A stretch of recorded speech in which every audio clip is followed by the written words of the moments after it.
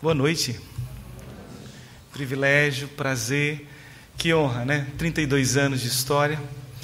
E antes mesmo de olharmos para as Escrituras Sagradas e aprendermos verdades da parte de Deus, permitam-me compartilhar aqui algo que eu costumeiramente faço quando chego num lugar onde não conheço ainda, né? Papai e mamãe me ensinaram que quando a gente chega numa localidade e a gente não conhece, a gente cumprimenta, saúda e deseja realmente aquilo que as Escrituras nos ensinam. Meu pai e minha mãe me ensinaram isso desde pequenininho. Então eu queria deixar aqui uma saudação muito especial. Ou você talvez não receba como saudação, pode receber como um desejo profundo do meu coração ao teu coração. Isso também para mim vai trazer bastante alegria. Um desejo profundo do meu coração ao teu coração. Que a bendita graça, que não é apenas uma força ou um favor, apenas um favor imerecido, ela é muito mais do que algo místico, transcendente. Essa graça é Cristo, como a própria palavra nos ensina. Então, que essa bendita graça possa trazer ao nosso coração, ao seu coração, você que nos visita aqui essa noite, você que é membro da comunidade, a bendita paz. A paz que excede todo entendimento, que traz alegria, que traz esperança de uma vida melhor, que nos dá forças para as batalhas do dia de amanhã, segunda-feira, bem cedo. A paz que todo ser humano necessita. Essa paz que eu quero desejar. E aqueles que realmente estão interessados nisso, precisam entender algo muito importante. Quando Paulo ensinou essa ordem, ele colocou na ordem certa. Primeiro a graça, que é Cristo, para depois termos acesso à paz. Então fica aí o recado, fica a dica para aqueles que nos visitam também. Primeiro a graça, que é Cristo. Depois a gente encontra a paz que a gente tanto necessita nessa vida cotidiana nossa e para uma esperança futura também. Aqueles que desejam isso, geralmente depois de um cumprimento, de um sincero desejo do coração, eles dizem o que como igreja? Mesmo que você não tenha dito, desejo para você também, tá bom? Fica tranquilo, está desejado para todo mundo. Mas é isso, em vez de simplesmente dizer rapidamente graça e paz, às vezes a gente usa isso de uma forma mecânica, mas ela tem um poder, realmente algo que está além daquilo que a gente pode imaginar. Essa graça é maravilhosa, ela é relacional, ela quer conversar conosco, ela te trouxe aqui essa noite. Por isso, também quero desejar à UPA os parabéns por esses 32 anos de história, em nome do Supremo Concílio da nossa igreja, através da Secretaria-Geral ou da Secretaria Nacional da Adolescência da IPB. Receba um abraço de muitos filhos e filhas de Deus espalhadas aí pelo nosso país, nos 4 cantos desse nosso país, tá bom? Estou olhando para você porque você é presidente, mas tem tantos outros adolescentes aqui que fazem parte dessa UPA também. Recebam o nosso abraço e uma singela palavra deles para vocês. #somos um. Okay?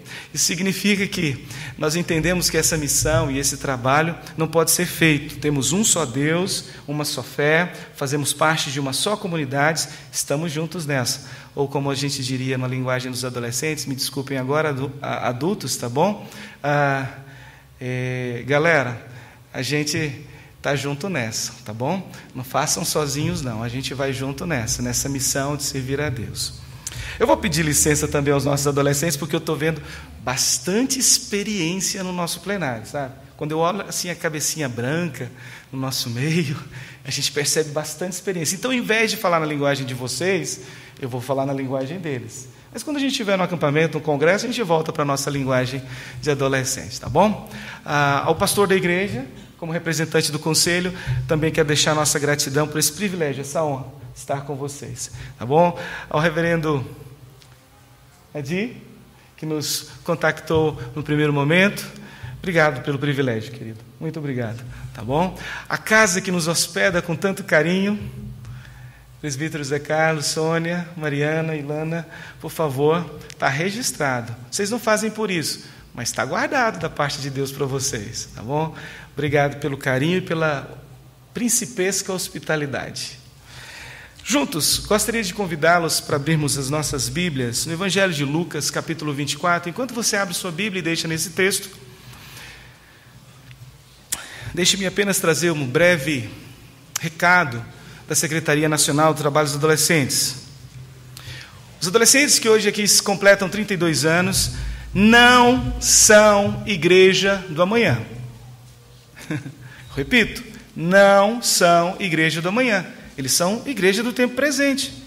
Compartilhava ainda hoje com um líder, eu acho que da comunidade, ali na porta, conversávamos após a escola dominical sobre isso, e uma ideia que vem sempre ao meu coração, e eu acredito que isso é recorrente em nosso meio, que eles são o futuro da nossa igreja. Não, eles são o presente, eles são bênção de Deus no tempo presente. Nós até gostaríamos de sonhar e saber que eles vão chegar aos 40 anos e aos 50 anos, mas nós não temos essa segurança e essa certeza. E Deus nos faz presente, bênção e milagre nas nossas vidas no tempo dos 12 anos, 13, 14, 15, 16, 17, 18 anos, que é a faixa etária da nossa UPA na igreja local. E no país também, e no país também. Então, conscientes disso, apenas quero lembrar que muitos dos personagens das Escrituras Sagradas foram bênção da parte de Deus, foram igreja do Senhor ainda na adolescência. E abençoaram tanto a nação de Israel quando olhamos para trás. Você lembra de Davi? Davi começou a ser bênção no meio do povo do Senhor, ainda como adolescente, quando enfrentou Golias. Logo depois, uns 4 anos, ainda dentro da sua adolescência, ele vai se tornar rei em Israel. Governar sobre mais de 2 milhões de pessoas. Um adolescente. É claro que ele desenvolve e cresce espiritualmente em muitos aspectos, até um dia em que ele vai escrever na sua velhice o Salmo de número 23. Mas até chegar lá ele começou como adolescente, dentro dessa missão de ser igreja. Não somente ele, mas tantos outros personagens bíblicos. Samuel, nem vou falar que ele assumiu ainda tão cedo esse ministério. Como criança ele foi chamado à casa do Senhor para ser preparado. E logo depois, quando a morte de Eli acontece, entre seus 16 e 18 anos, quem é que vai liderar de forma sacerdotal uma nação inteira? Um jovem pastor chamado Samuel, adolescente, ainda naquele tempo. Ele vai crescer em Israel, vai servir durante muitos anos, até envelhecer e depois morrer. E nós conhecemos essa história. Mas ele começa adolescente. Eu não vou falar nem do adolescente chamado Jesus Cristo, porque esse está acima de todos, né? Mas com 12 anos ele estava lá no templo ensinando os doutores da lei. Ele era bênção na geração dele, com 12 anos de idade. Então não olhe para os adolescentes como sendo igreja do amanhã. Deus pode usá-los como milagres dele no nosso meio, sendo bênção nessa geração. Creia nisso, ore por isso. São seus filhos, são amados por nós. Então, pais, eu sei, a Bíblia nos ensina, essa missão é sua. Mas como União Presbiteriana de Adolescentes, nos permitam compartilhar desse ministério com vocês, através da Secretaria Nacional, do cuidado e apontamento deles para Cristo. Queremos ter esse privilégio também. Essa missão não nos foi dada, mas queremos apoiá-los nesse ministério. Então, receba, então, nosso sincera gratidão por concederem eles em nossos acampamentos, congressos, retiros, workshops e tantas outras atividades que fazemos pelo país afora. Na verdade, estamos assustados diante da dimensão do crescimento do trabalho com os adolescentes. É algo que nos alegra muito, mas que nos assusta também. Durante décadas, a Igreja Presbiteriana do Brasil investiu muito em crianças, treinamento de liderança para cuidar e executar missão com elas, e também em jovens, que hoje, pela Igreja Presbiteriana, são considerados 19 a 35 anos. E foi um momento muito específico e abençoador na vida destas duas gerações, crianças e adolescentes. Contudo, os nossos ajuntamentos de adolescentes pelo país estão acontecendo, e eles excedem aos números de milhares. Anualmente, aqui no Mackenzie, nós reunimos alguns dos 17 sínodos que existem aqui em São Paulo. Alguns. E excedem os números de 1.000 adolescentes reunidos ali no auditório Rui Barbosa. Nunca vi ainda a presença dos nossos adolescentes da Igreja Presbiteriana Betel, né? Você já foi? Já, um representante. Mas esperamos tê-los todos lá conosco nesse dia de celebração do Dia Nacional dos Adolescentes. Uma programação estadual que reúne os adolescentes do nosso estado de São Paulo. Então, envie seu filho, você vai ver o quanto ele vai ser abençoado durante um dia só, Geralmente a programação começa pela manhã. Esse ano vai começar à tarde, no dia 25 de agosto, sábado, e termina das 2 horas da tarde até as 6 horas da tarde. Dá tempo de voltar para casa em segurança, tá bom? Pais, fiquem tranquilos, lá eles estarão bem cuidados, só enviem um conselheiro, um orientador, alguém que é líder de caravana para estar com eles lá durante esse momento tão especial. Tá bom de falar sobre a secretaria e o trabalho dos adolescentes, né? Vamos falar sobre aquilo que é tão essencial, vital para a nossa caminhada cristã? Evangelho de Lucas, capítulo 24. Versículo 13. Farei essa leitura, é um texto extenso, farei numa outra em tonalidade, em alguns momentos, e uma outra velocidade também, para podermos entender um pouco, de uma forma diferente, o significado do que Deus tem para nós, através desse texto, essa noite. Naquele mesmo dia, 2 deles estavam de caminho para uma aldeia chamada Emaús, distante de Jerusalém, 60 estádios, e iam conversando a respeito de todas as coisas sucedidas. Aconteceu que, enquanto conversavam e discutiam, o próprio Jesus se aproximou e ia com eles. Seus olhos, porém, estavam como que impedidos de o reconhecer. Repito, seus olhos, porém, estavam como que impedidos de o reconhecer. Então lhes perguntou Jesus: que é isso que vos preocupa? E de que ides tratando à medida que caminhais? E eles pararam entristecidos. Um, porém, chamado Cleopas, respondeu dizendo: és o único, porventura, que tendo estado em Jerusalém, ignoras as ocorrências desses últimos dias? Ele lhes perguntou: quais?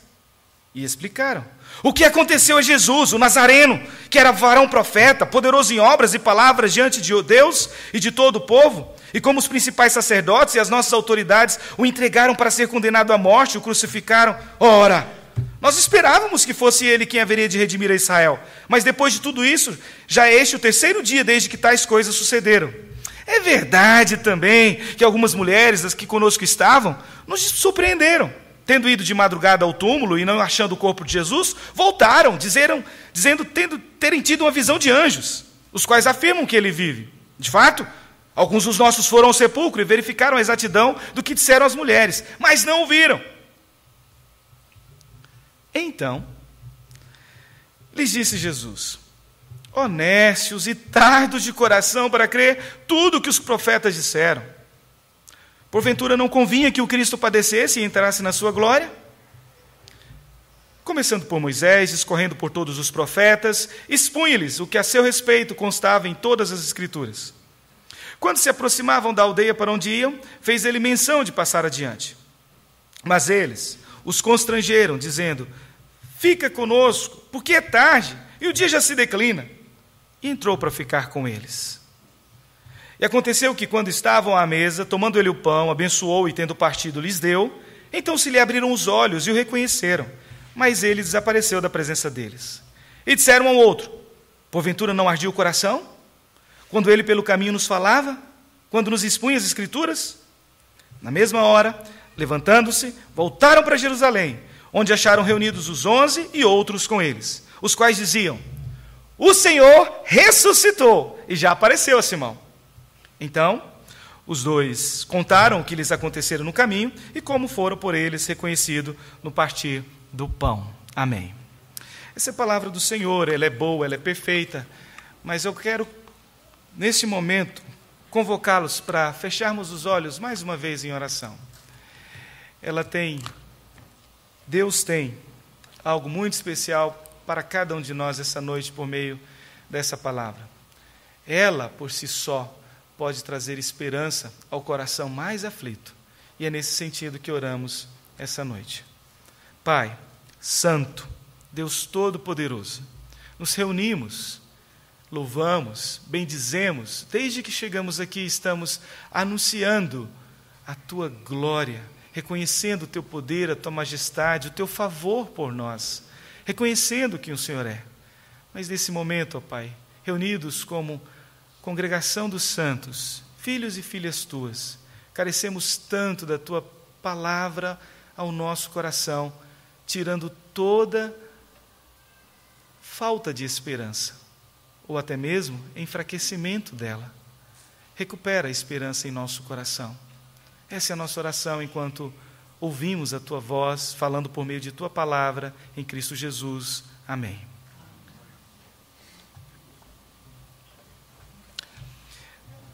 Não preciso argumentar muito que os dias são maus. É bem fato que ir até um posto de gasolina para alguns é um motivo de tristeza, por questões sociais, financeiras. A palavra de ordem no nosso país nos envergonha muito. É crise, é corrupção. E nós não falamos apenas de corrupção lá no governo e financeira. Falamos de corrupção moral também. Ainda 2 dias atrás, ouvíamos e pelos canais televisivos vimos várias propagandas contra o maltrato das nossas crianças no país em relação à violência sexual. É corrupção, é dor, é tristeza. Está na porta da nossa casa, está no vizinho, às vezes já bateu, já entrou dentro de casa. Está lá, perturbando o nosso viver. Os dias são maus. Nós sabemos que isso ia acontecer. Jesus Cristo nos alertou a respeito disso. Ele disse que no mundo nós passaríamos por aflições. Só que muitas vezes somos surpreendidos por 3 inimigos que são tão comuns no nosso meio e que a gente esquece do poder deles até que eles se aproximem e entrem na nossa história e comecem a perturbar a nossa vida. E eu estou falando agora para alguém que já caminha com Deus há 5, 10, 15, 20 anos, dentro da experiência da fé. Alguém que já passou pelo novo nascimento pode ser perturbado por esses inimigos. E eu não estou falando especificamente de Satanás ou do mundo e da carne. Estou falando, por exemplo, do resultado do que eles podem causar em nossa história, como, por exemplo, a morte. Você pode ter 50 anos de presbiterianismo. Quando você enfrenta esse terrível inimigo chamado morte, de uma maneira não tão esperada, os questionamentos vêm ao nosso coração. E muitas vezes, quando isso perdura, nós somos enfraquecidos em relação à nossa esperança. Não digo que perdemos, a Bíblia nos ensina que nós não perdemos. Quem poderá nos separar do amor que está em Cristo Jesus, o nosso Senhor? Ninguém, mas podemos ser enfraquecidos nessa esperança. Vamos pensar comigo um pouco a respeito da morte. É natural esperarmos que alguém que viveu 90, 100 anos, seja nosso pai, ou um nosso tio, ou alguém muito próximo, que parta primeiro do que os mais novos. Mas é muito estranho. Mesmo assim, doendo no nosso coração, é mais complexo para nós. Sabemos que, por exemplo, eu tenho uma filha de 4 anos e um outro de 4 meses.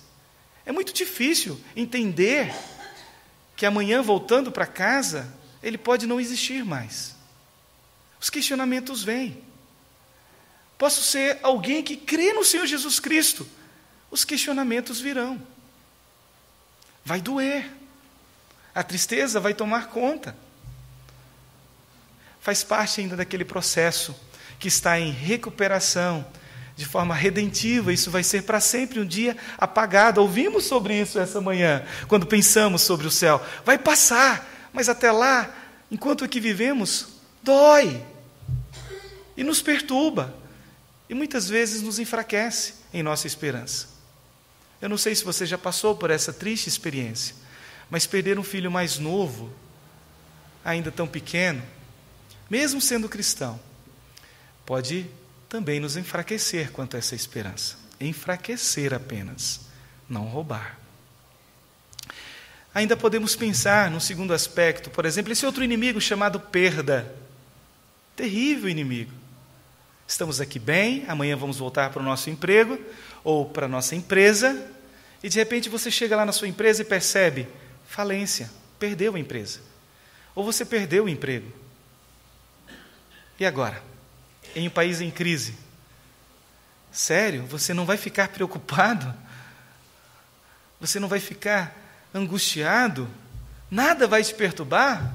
Você vai poder dizer como Jó, e se isso acontecer, bendito seja o nome do Senhor. Mas você vai poder dizer como Jó, Deus deu, Deus tomou, bendito seja o nome do Senhor. Que bom que fosse sempre assim em nosso meio. Mas há 14 anos pastoreando e vivendo com algumas famílias da fé, a gente percebe que não é sempre assim que acontece quando esse inimigo chamado perda entra na nossa história. Não é sempre assim que a gente responde no primeiro momento, não. Somos enfraquecidos na esperança. O último inimigo, também triste inimigo, é a dor. Hoje pela manhã falávamos que um dia o Senhor vai enxugar do nosso rosto toda lágrima e vai retirar essa dor também, o pranto. Mas até lá, pense comigo, você tem uma pessoa que você ama tanto, está sendo comido por uma doença tão terrível como o câncer. Você ora, crente, crê, Deus pode curar, você intercede, você labuta em oração, em luta com o Senhor, talvez até como Jacó. E Deus responde, mas não naquele primeiro momento, nem naquele primeiro mês, nem naquele segundo ano. Deus responde no terceiro ano de sofrimento daquela pessoa que você ama. Ela morre, Deus respondeu, Deus a levou. Sério, você não é abatido em sua esperança, muitas vezes, quando isso acontece?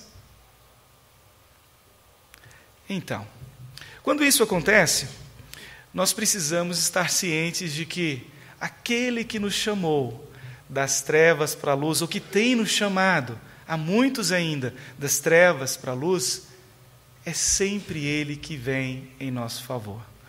Essa é a primeira palavra de esperança desse texto para nós. Mas antes de olharmos especificamente essa primeira palavra, acompanhe comigo o verso de número 13. O texto começa falando de dois discípulos que foram desesperançados por um triste e terrível inimigo chamado morte. Um deles é citado o nome, Cleopas, o outro nós não sabemos. O fato é que eles viveram anos com Jesus naquele ministério. Não eram apóstolos, eram discípulos. Quem sabe estavam no grupo daqueles 120, constantemente andando ali com Cristo. Ou num grupo menor, que sempre o acompanhava pelas estradas, nas sinagogas, nos campos, nas cidades. Discípulos que viram coisas extraordinárias realizadas por Cristo. Um poder manifesto por meio de sua palavra de autoridade. Ninguém poderia contrastar a sua palavra. Até tentaram. Os sábios da época, os doutores da lei tentaram, mas era uma palavra de autoridade jamais vista, ouvida nessa terra. Viram sinais, milagres, acontecimentos que os nossos olhos não costumam ver todos os dias. Eles viram durante aqueles 3 anos. E agora, ao invés de estarem em Jerusalém, como era mandamento do Senhor para a vida deles, aguardem, ainda tem algo mais, vai acontecer algo especial. O que eles estão fazendo? Deixando Jerusalém em direção a Emaús. O texto descreve, nada é por acaso, é muito especial isso, a distância que eles vão percorrer. 60 estádios, entre 7, 12 ou 14 quilômetros de distância. Um percurso que você poderia percorrer em 2 horas e meia, 3, caminhando tranquilamente. O texto diz que eles se delongam o dia inteiro e chegam no final da tarde, já escurecendo. A falta de esperança faz isso conosco. Nós não conseguimos mais andar de forma vivencial. A gente não quer levantar da cama no dia seguinte para ir trabalhar. Quando somos enfraquecidos na esperança, nós não sonhamos, não olhamos para frente, não conseguimos andar. Eles estão se arrastando até Emaús, até a casa deles. Estão voltando para casa. Mas como? Por quê? Eles não eram crentes? Sim, eram crentes, discípulos do Senhor. Por isso mesmo a gente vê uma ação do nosso próprio Deus em favor dos seus filhos e filhas. Por meio do arrependimento e fé em Cristo Jesus, sempre teremos uma promessa a ser cumprida na minha história e na sua história. Mateus 28, versículo 20 diz: Eis que estou convosco. Quantos dias? Todos os dias. Até quando? Que não é a volta do Senhor Jesus Cristo, mas é a eternidade. Às vezes a gente reduz até a volta do Senhor Jesus Cristo ali. Não, Ele está conosco, não até a segunda vinda, mas para todo sempre, todos os dias, não alguns instantes, nem alguns minutos, mas sempre. Ele prometeu que estaria conosco. O problema é que quando somos visitados por esses inimigos, o foco do nosso olhar se concentra na ação poderosa e infeliz, triste, medonha, que esses inimigos têm sobre o nosso viver. Os olhos daqueles dois estavam concentrados nas circunstâncias, na morte, nesse terrível inimigo. Tanto é que o Senhor começou a caminhar com eles e eles não o perceberam. Diz o texto, iam conversando a respeito de todas as coisas sucedidas, Jesus se aproxima, começa a caminhar com eles e o verso 16 diz: os seus olhos, porém, estavam como que impedidos de o reconhecer. Me desculpem, deixe-me ser bem enfático. Como isso pode acontecer? 3 anos de caminhada com uma pessoa e agora eles não conseguem vê-lo do lado? Há aí algumas imaginações ou até sentimentos, tentativas ou interpretações teológicas a respeito desse texto, diriam assim: ah, mas Cristo está com o corpo glorificado, ele ressurgiu, certo? Mas com esse mesmo corpo glorificado, ele vai dizer para quem? Tomé, toca aqui nas chagas, veja, toca aqui. Quando nós estamos concentrados demais nas circunstâncias, dificilmente conseguiremos ver essa esperança. Diz o ditado, a esperança é a última. Eu preciso discordar, me desculpe, é uma mentira esse ditado. A esperança não morre, principalmente quando eu sei que ela não é uma força, um vento, algo místico, um poder. Essa esperança é muito mais do que tudo isso. Essa esperança é uma pessoa, ela é relacional, ela é o próprio Cristo. Ela não morre, ela está viva. Um dia ela precisou fisicamente passar por algo que nos livraria do poder dessa morte. E já foi prometido isso. Hoje pela manhã, está vendo como é ruim perder a escola dominical, né, pastor? Hoje pela manhã, quem não veio perdeu uma bela de uma lição, porque aprendemos que tragada foi a morte, ela morreu. A morte da morte, como diria um certo teólogo do passado, ela já está decretada. A morte vai morrer. Os dias dela estão contados, porque a esperança que cremos venceu a morte, derrotou a morte. Essa esperança é sempre ela que vem ao nosso encontro, não somos nós. Eu sei que você vai ouvir pela televisão, pelos canais das redes sociais como o YouTube, muitas outras palavras contrárias àquelas que eu vou dizer agora, mas prefiro estar ainda entre o grupo daqueles pequenos e poucos que olham para as Escrituras e veem uma voz que vem do alto e diz: sou eu e não você. O que nós vamos ouvir no nosso tempo é: você pode, você é capaz, você dá conta, crê em você mesmo, faça um esforço maior. Aí você vai numa livraria e encontra 10 formas de ser bem-sucedido como um cristão. Autoajuda não nos falta, mas o que a gente precisa é a ajuda do alto mesmo, para entender essa verdade. E essa ajuda do alto, ela só vem por meio de uma esperança, que é Jesus. É sempre Ele. Foi Ele que veio ao encontro daqueles 2 discípulos desesperançados. Não foram os discípulos que foram ao encontro do Senhor. Eles estavam perturbados pela morte. Eles estavam angustiados, tristes, cabisbaixos. A indignação era tanta que um deles chega e diz: ora, és o único que não sabe o que está acontecendo. Eles estão tristes. Eles participaram daquele final de semana terrível. Tão cabisbaixos. E o que vai acontecer aqui é uma preciosa lição. O nosso Deus vem ao nosso encontro, é sempre Ele que faz isso, o primeiro passo é dele. Sempre Ele, sempre Ele. Eu sei, às vezes a gente fala assim: ah, eu escolhi o Senhor. Tudo bem, uma interpretação nossa terrena, pequena, superficial, falha, mas no fundo, precisamos crer e entender, é Ele que vem, é Ele quem nos escolhe, Ele que vem ao nosso favor e vai dizer assim: não vai continuar assim. Essa situação pode mudar, e Ele vai mudar a visão dos fatos. É o que vai acontecer agora. O que nós vamos ver a partir do verso de número 19, as perguntas que Jesus Cristo faz são perguntas de algo que agora, de uma forma moderna e contextual, contemporânea, diríamos aconselhamento noutético. Bom, essa é uma linguagem nossa, pós-moderna, não é? Mas, para aquele tempo, é o que Cristo está fazendo. Ele vai usar perguntas poderosas, intrigantes, simples. Ele chega para aqueles 2 discípulos e diz assim: por que vocês estão tristes? Espera lá, o Senhor do universo, o conhecedor de todas as coisas, o Senhor onisciente, não sabe o que passa no coração deles? Sério? É claro que ele sabe. Mas o que ele está fazendo com aqueles 2 discípulos? Está dando uma oportunidade de eles colocarem para fora o que estão sentindo. Isso é aconselhamento noutético. Perguntas são feitas, você coloca para fora, e depois o que vai acontecer na sequência é: ele vai pegar aquilo que pode fazer recuperar a esperança no coração daqueles 2 discípulos. E vai apontar para eles, esperando que eles respondam àquela apresentação feita naquele momento. Mas a primeira lição que fica guardada no nosso coração, e você e eu precisamos entender, é sempre Ele que muda a visão dos fatos na nossa vida, com suas perguntas intrigantes e misteriosas. Ele faz isso das maneiras mais incríveis do nosso tempo, ainda hoje.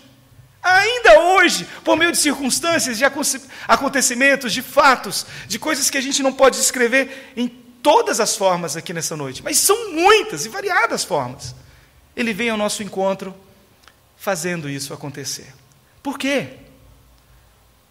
Porque Ele é um Pai amoroso, Ele é um amigo fiel, é alguém que nos quer muito bem, que prometeu que cuidaria de nós, que cumpre as suas promessas. Ele vem em nosso favor. Me permitam ser um pouco anti-homilético agora, nessa noite, e aproveitando o momento, e compartilhar algo muito pessoal. Ano de 2005. Tudo bem, tá, pastor Daniel? Se depois o senhor nunca mais quiser me convidar, fica tranquilo. Ano de 2005. Eu estava no meu 3º ano ministerial. Tinha acabado de plantar um campo no interior do estado do Tocantins. Estava muito feliz, porque foram 2 anos de plantação apenas, já tínhamos quase, começando com 8 membros, agora estávamos com quase 80 já. Pronto para apresentar aquele campo missionário ao presbitério, para a organização. Mais 1 ano a gente entregaria. Mas aí acontece algo no nosso presbitério. Uma igreja grande, mais ao norte, na divisa entre Maranhão e Pará, mas dentro do estado do Tocantins, mas bem próximo a essas 2 divisas, ela entra numa crise muito grande. Essa igreja tinha 65 anos de história. 600 membros, 5 congregações, ajudava em campos missionários fora dali das congregações também. Mas ela deixou de viver o significado de ser igreja lá na cidade de Araguaína. A igreja começou a brigar entre si.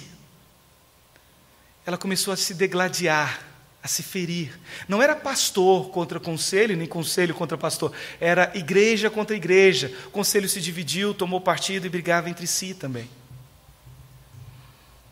Naquele contexto, a situação daquela igreja de 600 membros numa escola dominical não chegava a reunir 25, quando o ápice daquela crise na igreja chegou. O presbitério teve que intervir. O pastor ficou muito enfermo, tentando curar e ajudar no processo daquela igreja. Ele ficou muito enfermo. Entrou em depressão, síndrome do pânico, não saía nem dentro da sua própria casa. O presbitério teve que intervir. Tirou o pastor para cuidar dele, ajudá-lo em sua recuperação. E ajudou de uma forma muito íntima, bem pastoral mesmo. Dissolveu o conselho e precisava colocar um interventor. Quem eles pensaram na época? Coloca o Esdras, ele está solteiro, pode mudar agora. Ele está no campo missionário, então é fácil colocá-lo agora, porque todos os outros já estavam estabelecidos nas suas igrejas. Coloque ele lá. Sabe, eu confesso que eu fiquei empolgado, porque antes tinha começado no campo pequenininho, que estava quase organizando, e agora tinha a possibilidade ministerial de virar algo maior. E sabe, aos nossos olhos isso chama atenção, e eu fiquei empolgado. Vou! Quando cheguei lá percebi, não dou conta. Então pedi logo o apoio do presbitério, eles me mandaram um auxiliar para ficar nas congregações. Alguém mais experiente, 50 anos de idade, pudesse me apoiar no trabalho, que ficasse nas congregações. Sabe, foram momentos de muita tristeza e choro naquele ano. Sabe por quê? Deus iria mudar a visão dos fatos na minha vida e na vida daquela igreja. Eu não sabia, primeiro mês de janeiro, a única palavra que tinha escrito no púlpito é aquela que me chamava a atenção. Estava escrito assim: prega a palavra. Quando eu me deparei com o problema que estava acontecendo na igreja, a única esperança que vinha no meu coração era essa: prega a palavra, porque estava impossível de se lidar com aquilo. Pra você ter uma ideia, quando o irmão chegava num carro, na estrutura que a igreja tinha, 14 mil metros quadrados, no estacionamento, dentro da própria igreja, ele via o outro carro do irmão que ele estava intrigado ou em rixa, ele nem parava, dava a volta no restante do estacionamento e saía. Só entrava o dia que aquele irmão não estava lá. Eu não sei se a gente pode chamar isso de ser igreja, mas era assim que eles estavam vivendo. Janeiro, estou descendo a mudança do caminhão de mudança dentro da casa pastoral que ficava nesse mesmo terreno.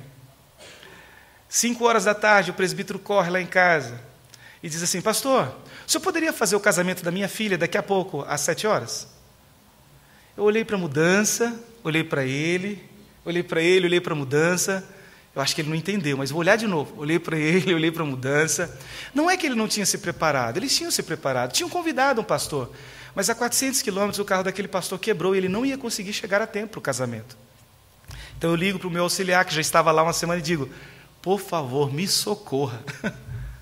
Faça o casamento, que no domingo pela manhã eu começo o ministério com eles. E ele veio e fez o casamento. Não sabíamos nós que Deus estava mudando a visão dos fatos. Naquela noite, após a festa de casamento, a avó daquela noiva come um salgadinho, fecha os olhos e morre ali na festa. Aquilo que era alegria se tornou em choro, em pranto. Minha primeira ação ministerial numa igreja, ou naquela igreja, funeral. Você pode imaginar? Tudo bem, o pastor faz funeral, né?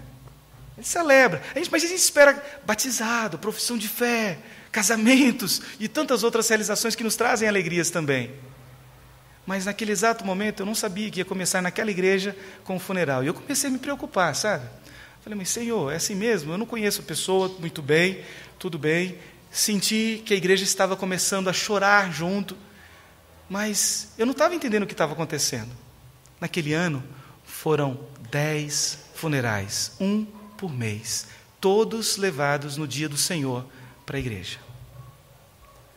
Não é coincidência. Eu chamo isso de Jesus-cidência. É Ele vindo ao nosso encontro de maneiras que a gente não consegue entender, com perguntas intrigantes às vezes, para nos fazer colocar para fora aquilo que nos leva para a direção errada, que tira a nossa visão de fato da esperança. Mês de fevereiro, carnaval, a igreja tinha um acampamento. Resolvi reunir todas as congregações, publiquei lá, não tinha conselho, eu estava como interventor, então eu planejava e sonhava para a igreja. E a gente sonhou que ia fazer uma reunião de todas as congregações lá naquele acampamento, para que juntos trabalhássemos questões relacionadas à comunhão da igreja, à comunhão dos santos. Aquela igreja precisava de arrependimento, precisava se abraçar, precisava amar de verdade, entender quem é o Deus de todo o amor. E começamos bem, sexta-feira animados, estavam muitos lá, naquele acampamento. Foi uma noite incrível, e eu pensei: agora vai mudar a história dessa igreja. Não sabia eu que no sábado, dia seguinte, após o período da manhã, de ter falado a eles pela manhã, um dos nossos diáconos, e tinha bastante, tínhamos ali uns 35 diáconos, um dos diáconos daquela igreja, ele disse para sua esposa: eu vou ali na minha chácara, 2 chácaras depois da igreja, do acampamento, eu vou ali roçar com maquinário, vou ali roçar e já volto. Ele não voltou. Sabe, um homem de 46 anos, acostumado com a lida do campo, sabe o que vai acontecer com ele? Uma pequena abelha vai picá-lo pela primeira vez e ele vai saber que é alérgico, próximo à jugular. Ele não fica 50 metros da roçadeira. Lá estamos nós, domingo, novamente na igreja, acabou o acampamento, e eu pensei: frustrou os planos. Estávamos conversando sobre comunhão, agora está todo mundo de volta na igreja, chorando. Eu falei: Senhor, o que é isso? eu comecei a ficar indignado com Deus. Porque eu fazia planos e aquilo não caminhava na direção da expectativa. Mas a ficha espiritual caiu para mim na 8ª morte. Demorou, sabe? Sabe por quê? Porque depois de 4, 5, 6 mortes, interferência da sociedade, era uma cidade pequena, todo mundo começa a falar. 70, 60 mil habitantes, na verdade. Até a rede de TV tinha nos procurado lá pela 5ª morte. Que sequência estranha é essa acontecendo? E eram fatos intrigantes, pequenininhos como esse. Deus resolveu levar todos que já estavam, e não estavam nas brigas, já estavam prontos para ir.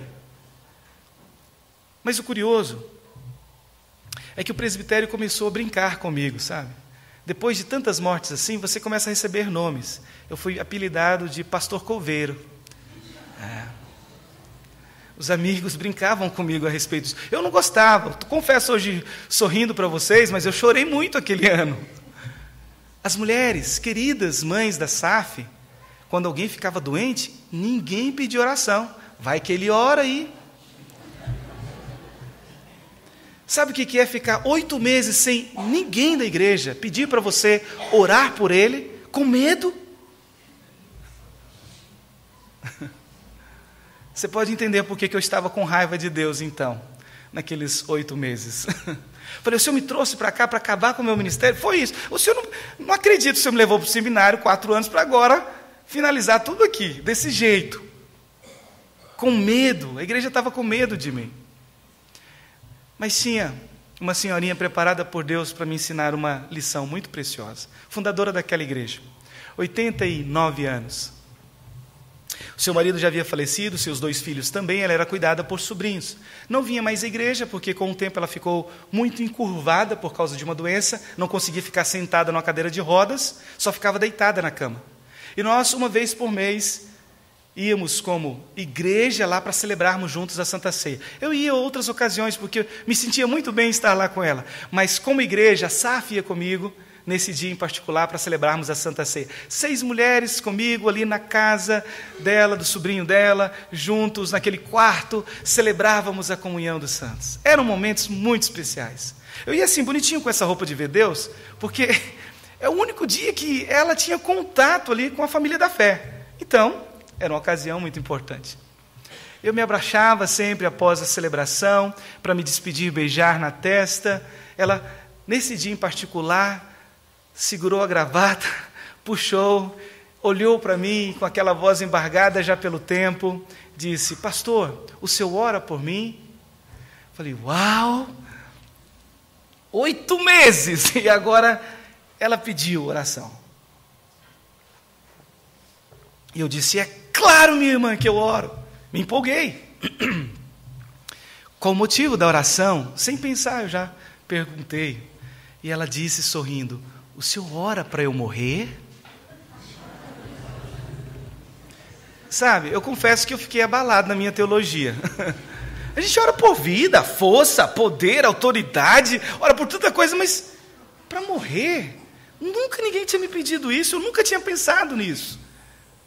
Nem no seminário eu estudei sobre isso. Falei, e agora? Se eu orar, acabou meu ministério. Porque as nossas queridas mães da SAF aqui vão contar. Não vai ter jeito. E acabou meu ministério. Pensei, acabou, não tem jeito. Pedi licença a ela, saí daquele quarto, fui para a sala. Fui brigar com Deus. Imagina, querendo brigar com Deus. Falei, Senhor, não estou entendendo nada.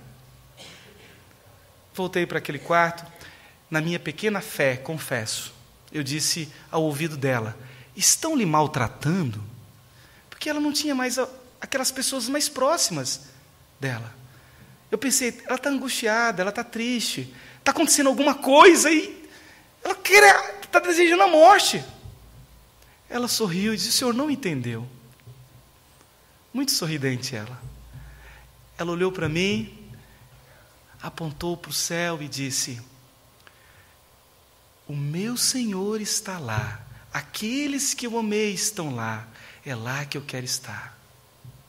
Falei, uau, e agora? É um desejo lícito, não é sofrimento, simplesmente. É uma alegria, um prazer de estar lá. E agora o que eu faço, Senhor? Bom, tirei todas as mulheres daquele quarto. Resolvi orar por ela. Uma oração tão pequenininha, talvez uma das menores orações que eu já fiz.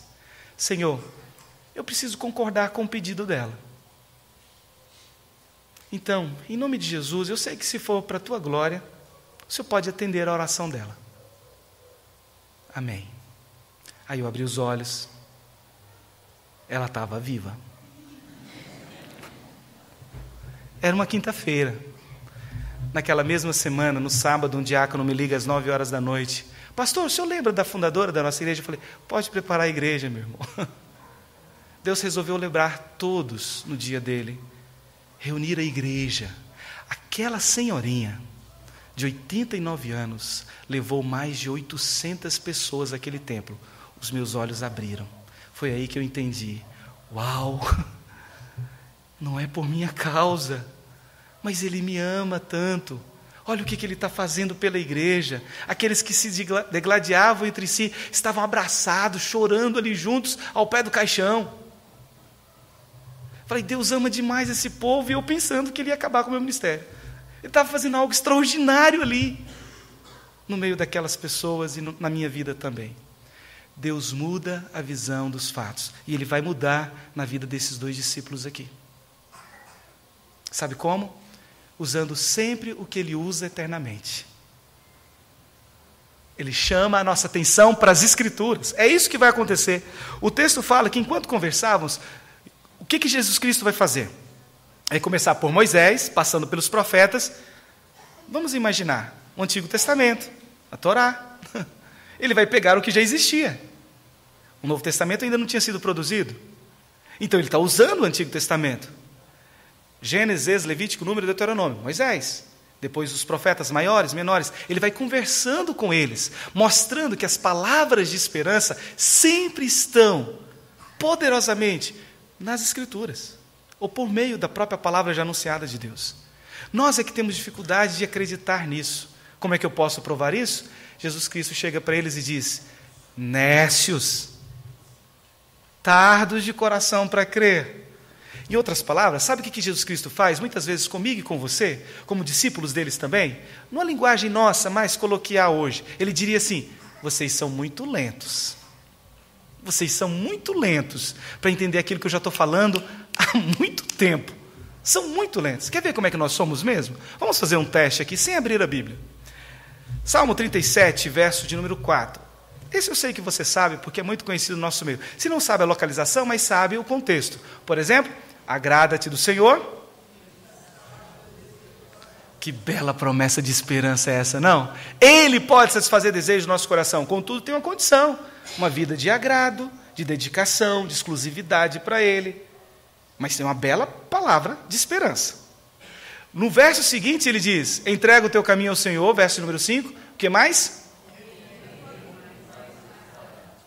Confia nele e o mais Ele... Uau, que bela promessa de esperança. Ele pode fazer tudo, tudo mais Ele pode fazer. Mas existe uma condição. Confiança, sujeição, submissão. Existe uma necessidade a ser vivida. Tudo bem? Esse eu sei que vocês sabem, porque são muito conhecidos no nosso meio. São 44 versos desse Salmo de número 37. Até o verso de número 22, você sabia que tem mais 10 outras belas promessas? E saberia lembrar alguma delas de cor? Lentos. Esse é o nosso problema. A palavra de esperança, ela não pode estar simplesmente aqui. Ela tem que estar no lugar certo. Porque quando formos visitados pela morte, pela perda e pela dor, você não vai correr ali naquele exato momento para um texto escrito. Se ela estiver no lugar certo, você vai saber responder corretamente aquele confronto. Se ela não estiver no lugar certo, como é que você vai enfrentar aquele momento? Eu sei que já está um pouco avançado o tempo, mas me permitam compartilhar mais uma experiência. No ano de 2010, eu e minha esposa sonhávamos em ter filhos. Orávamos por isso. Tentamos durante 3 anos. Então, eu, na minha pequena fé, comecei a pensar, o problema sou eu, deve ter alguma coisa errada comigo. 3 anos de tentativa, tem alguma coisa errada comigo. Eu fiquei pensando, cidade é pequena, final do ano, estávamos no mês de outubro, final do ano, em dezembro, vou visitar meu sogro, a cidade dele é maior, 2,5 milhões de habitantes, é Goiânia. Lá ninguém vai saber, vou fazer os exames, sabe? Vou verificar o que tem errado comigo, e a gente pode até fazer um tratamento. Na minha pequena fé, eu comecei a imaginar tantas coisas assim. Não precisei pensar muito, porque naquele final de ano, ainda em dezembro, Deus trouxe a notícia. A esposa estava grávida. Foi um momento de muita felicidade, alegria. E de repente uma senhora da igreja, viúva, 50 anos, chega e diz assim: pastor, eu vou ser babá dos seus filhos, antes mesmo deles nascerem. Mas, enquanto eles não nascerem, vou cuidar da sua casa para o senhor. Ela era semi-analfabeta. Viveu a vida toda como uma secretária do lar, ajudando de casa em casa. Nossa, você não sabe a alegria que a gente recebeu, ela, com quem a gente recebeu ela em casa. Sabe por quê? Minha esposa médica tinha uma agenda agitada, eu comecei os trabalhos logo em 2014 com a Secretaria Nacional, então não parava muito. E as coisas dinâmicas, como lavar, passar, cozinhar, ela veio como uma luva bendita de Deus para fechar assim aquela ação graciosa dentro do nosso lar. Foi um momento de muita celebração. Amamos esse presente de Deus chamado Ielda.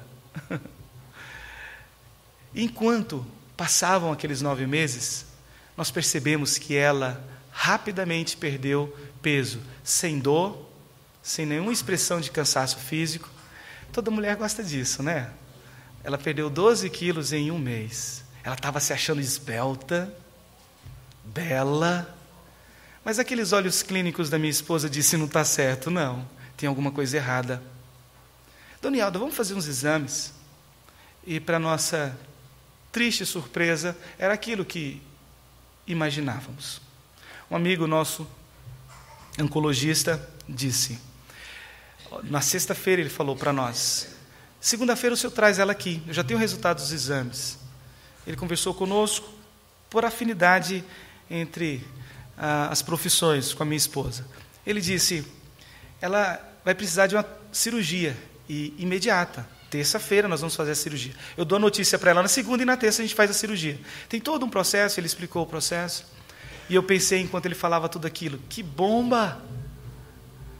Ela não vai saber responder a isso positivamente. Eu comecei a imaginar um monte de situação. E naquele final de semana eu não dormi procurando palavras de esperança, guardando textos no coração, colocando aquilo que poderia trazer esperança ao coração dela quando ela ouvisse aquela notícia. Segundo o que fora previsto, ela precisaria tirar 7 centímetros, 7 centímetros de seu intestino. Foi muito mais que isso todo o processo cirúrgico. Tirou meio metro. Quando eles abriram e constataram o grau da necessidade. Eu fiquei pensando, ela não vai aceitar essa notícia bem. Segunda-feira eu convidei os seus 2 filhos casados para estarem conosco lá. Enquanto o médico narrava tudo o que ia acontecer com ela serenamente ouvindo aquilo, eu olhei para os seus filhos, eles estavam em prantos. E ela serenamente ouvindo tudo aquilo. Ela terminou, ele perguntou: Dona Ielda, a senhora entendeu? Ela se levantou e disse: eu posso ir, doutor? A senhora entendeu? Está se sentindo bem? Tem alguma coisa errada? Estou bem. E ele continuou repetindo a história, insistindo de que tinha alguma coisa errada, porque ela não agiu conforme a notícia que ela recebeu. Então ela percebeu, sabe? Uma senhora semi-analfabeta percebeu. E sabe o que vai sair da boca dela?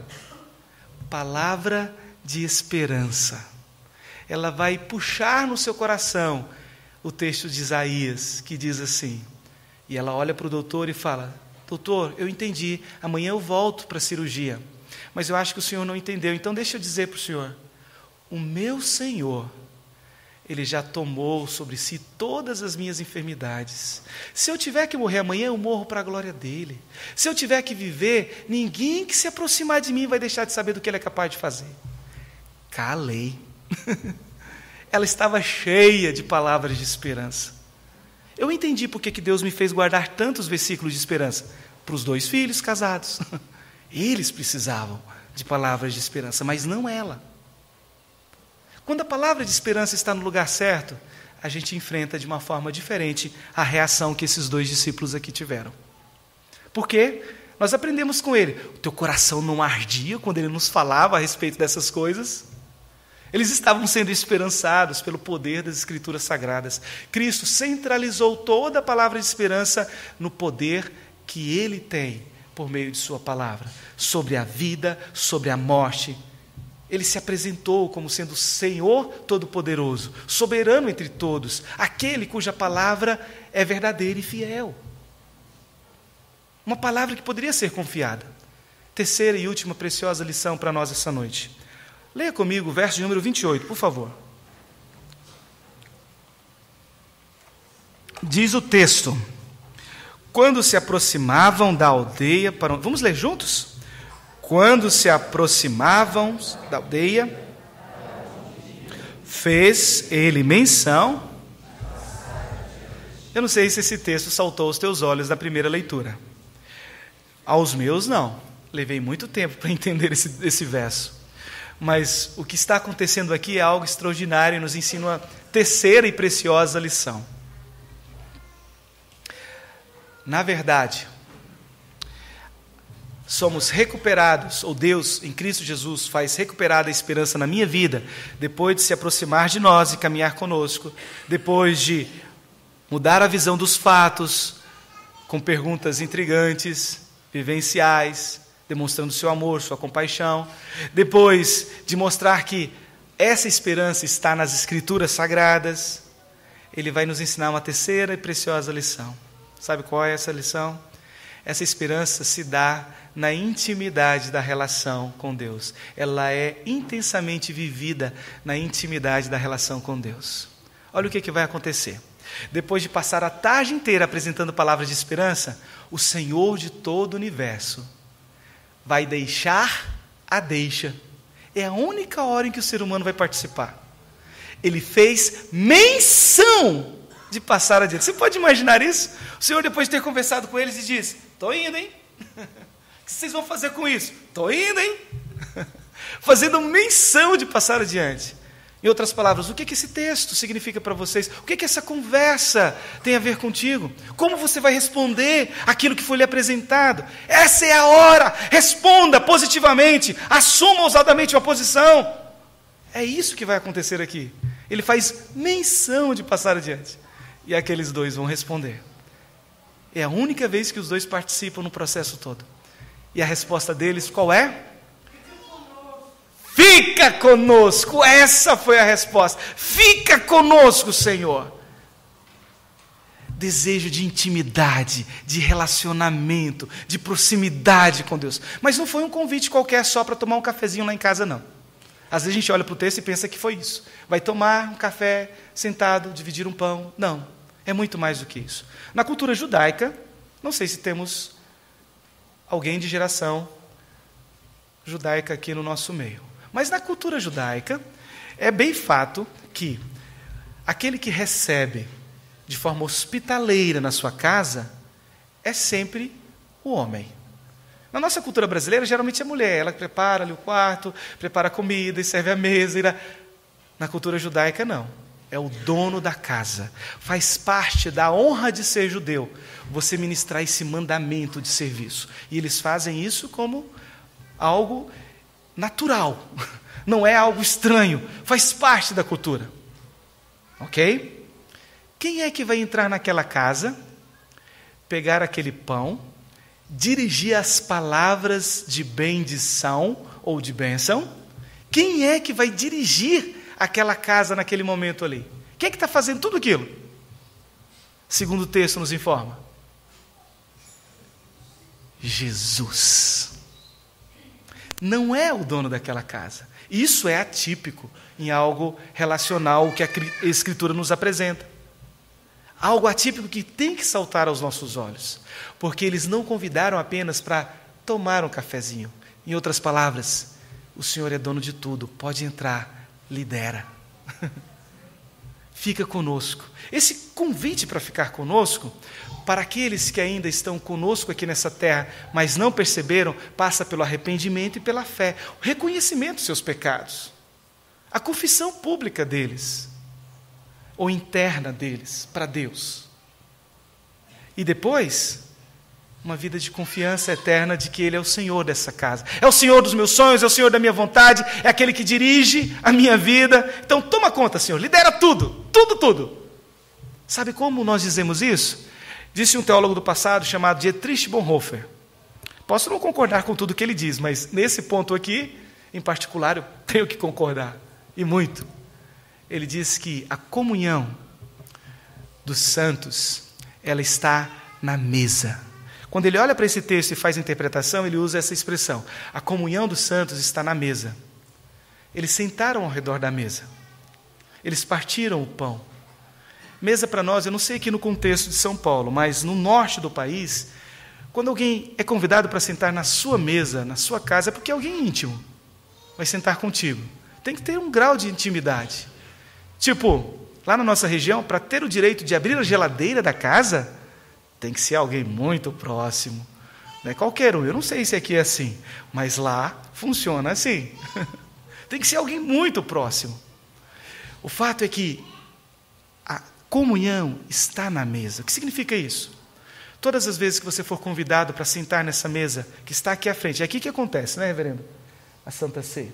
Todas as vezes que você sentar ao redor dessa mesa, aí onde você está, ou aqui próximo, lembre-se, Deus está te convidando para uma relação íntima que pode te proporcionar esperança. É na intimidade com Ele. É quando você recebe dEle. Aí você é recuperado em seus sonhos, em suas forças. Eu particularmente, quando celebro a ceia, digo, após a oração, aquela oração de consagração dos elementos, falo, receba com autoridade os merecimentos de Cristo. Ele está te proporcionando vida, poder, força, ousadia e muitos outros atributos a gente pode apresentar, porque Ele conquistou e pela intimidade com Ele agora, Ele está te oferecendo. Por ser amigo dEle, Ele está te dando, para que enquanto a gente viva aqui, consiga cumprir bem a nossa carreira da fé. É assim que Ele faz recuperar a esperança no nosso coração. Tanto foi feito na vida deles que agora, quando a oração de Jesus Cristo acabou, eles abrem os olhos, cadê Jesus? Sumiu. Por quê? Porque os olhos da fé foram abertos. A esperança foi recuperada. Eles não precisam mais ver. Quem crê não precisa mais ver. Jesus não estava mais entre eles, não precisa mais ver. A gente precisa ver quando a gente não crê. Aí a gente às vezes até deseja muitos milagres visuais. Deus até misericordiosamente opera alguns deles. Mas esses milagres são para quem não crê. A partir do momento que a gente creu, a gente não precisa mais ver. A gente sabe o que Ele faz. A gente só acredita no que Ele é capaz de fazer. É assim que funciona. E é assim que funcionou na vida daqueles dois. Ousadamente eles se levantaram. E sabe o que vai acontecer? Na mesma hora. Gastaram um dia inteiro para chegar lá. Na mesma hora, agora eles estão de volta. O que aconteceu? Com a recuperação da esperança, agora tem força, agora tem sonho, agora tem ousadia, e eles vão até Jerusalém e vão dizer, o Senhor ressuscitou. Eles vão ser testemunhas vivas do que Deus é e do que Ele é capaz de fazer. A palavra de nós, para nós essa noite, é a seguinte: o Senhor continua vivo, ressurreto em nosso meio. Você vai voltar agora para a sua Jerusalém amanhã. Seu local de trabalho, sua faculdade, sua empresa, não sei. Vai ficar em sua casa, como uma boa dona de lar. Aonde você for, com ousadia, você vai testemunhar do que Deus é e do que Ele é capaz de fazer? Bom, para aqueles que se viram esperançados pela palavra do Senhor essa noite, eu não duvido, vão fazer tudo isso a partir de agora, nessa semana. Porque atenderam ao chamado do Senhor, ao chamado de esperança. Vamos orar por isso? Se enquanto conversávamos essa noite, olhando para as Escrituras, Deus fez recuperar a esperança no teu coração, agradeça, glorifique o nome do Senhor, ousadamente se levante ao sair daqui para testemunhar do poder e de quem Ele é, do que Ele é capaz de fazer. Ele estará contigo para o exercício dessa missão. Agora, pode ser que haja entre nós pessoas que ainda precisem ver a recuperação da esperança essa semana, enquanto medita nessa palavra. Para esses, a nossa oração também é a seguinte: Pai Santo e bendito, Deus de toda esperança, clamamos, tem misericórdia de nós. Fica conosco, Senhor. Fica conosco. Fica no coração daqueles teus filhos e filhas que pela fé confessam que são totalmente dependentes do Senhor. Nós não podemos ver além das circunstâncias muitas vezes, porque elas são dolorosas e terríveis. Mas o Senhor pode tirar essa visão, pode mudar a visão dos fatos. O Senhor pode corrigir a nossa visão e colocar o nosso olhar no consumador da nossa fé.